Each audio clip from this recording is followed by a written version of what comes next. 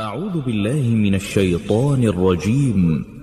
بسم الله الرحمن الرحيم. ألف لام ميم. ذلك الكتاب لا ريب فيه هدى للمتقين الذين يؤمنون بالغيب ويقيمون الصلاة ومما رزقناهم ينفقون والذين يؤمنون بما أنزل إليك وما أنزل من قبلك والذين يؤمنون بما أنزل إليك وما أنزل من قبلك وبالآخرة هم يوقنون أولئك على هدى من ربهم وأولئك هم المفلحون إن الذين كفروا سواء عليهم أنذرتهم أم لم تنذرهم لا يؤمنون ختم الله على قلوبهم وعلى سمعهم وعلى أبصارهم غشاوة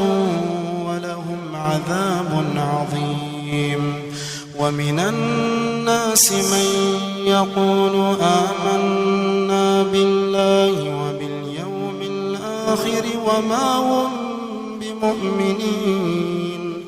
يخادعون الله والذين آمنوا وما يخدعون إلا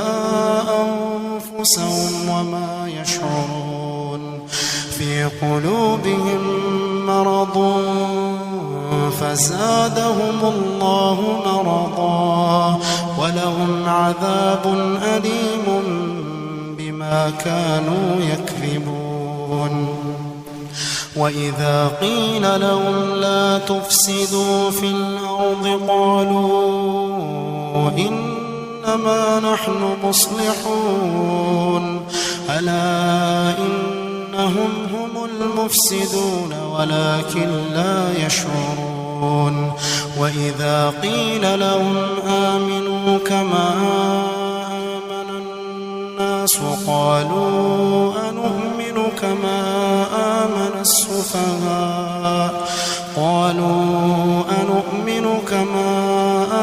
السفهاء ألا إنهم هم السفهاء ولكن لا يعلمون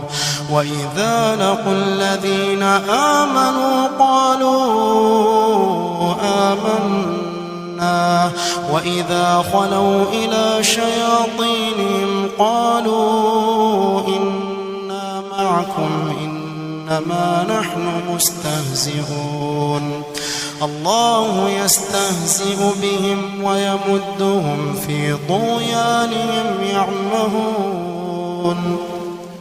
أولئك الذين اشتروا الضلالة بالهدى فما ربحت تجارتهم وما كانوا مهتدين مثلهم كمثل الذي استوقد نارا فلما أضاءت ما حوله ذهب الله بنورهم وتركهم في ظلمات لا يبصرون صم بكم عمي فهم لا يرجعون أو كصيب من السماء فيه ظلمات ورعد وبرق يجعلون أصابعهم في آذانهم من الصواعق حذر الموت والله محيط بالكافرين يكاد البرق يخطف أبصارهم كلما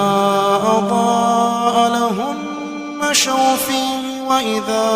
أظلم عليهم قاموا ولو شاء الله لذهب بسمعهم وأبصارهم إن الله على كل شيء قدير